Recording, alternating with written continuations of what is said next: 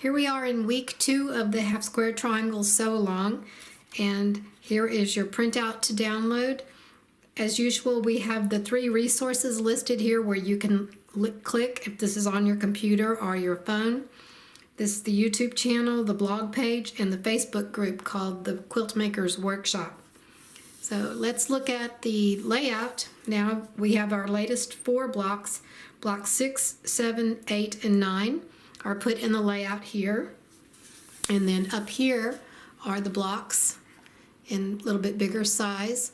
So you can see, look at these as you're putting your blocks together. So now let's look at the blocks. Here is block 6. It's sort of a whirlwind kind of design, and it is symmetrical, so any way you turn it, it looks the same. Here is block 7. And this is like 4 hourglass units.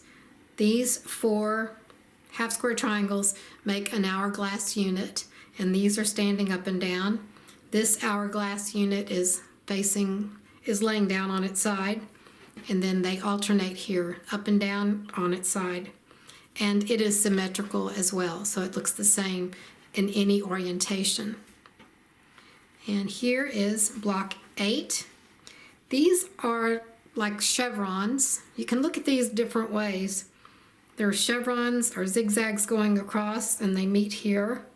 And you can place this direction or this direction.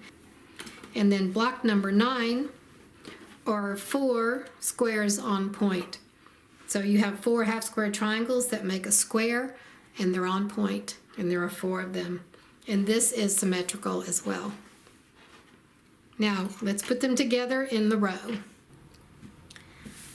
Now sew the row together. This is block 5 from last week's lesson. And here is block 6, 7, and 8. And you see it has a sashing in between each of them. And I also sewed a sashing row that's going to go on the bottom. So there are 5 cornerstones and 4 sashings here, and I pressed everything toward the dark fabric. All right, this is block 9, so it will go on the 3rd row for next week. But I wanted to show you something about when I attach these sashings to the blocks, because you're attaching this 2.5-inch sashing to this 1-inch cut little frame around the block. I've turned it over to the wrong side. This is the right sides together, the block and the sashing. And when I sew the sashing on to the block, I put the sashing down against the feed dogs.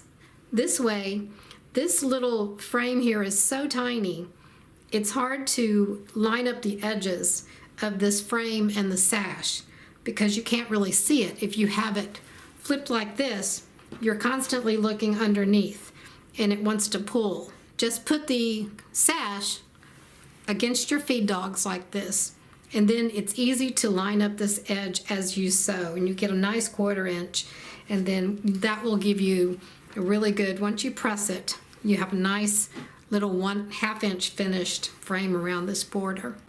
The next thing to do, this is row 1 that we did last time.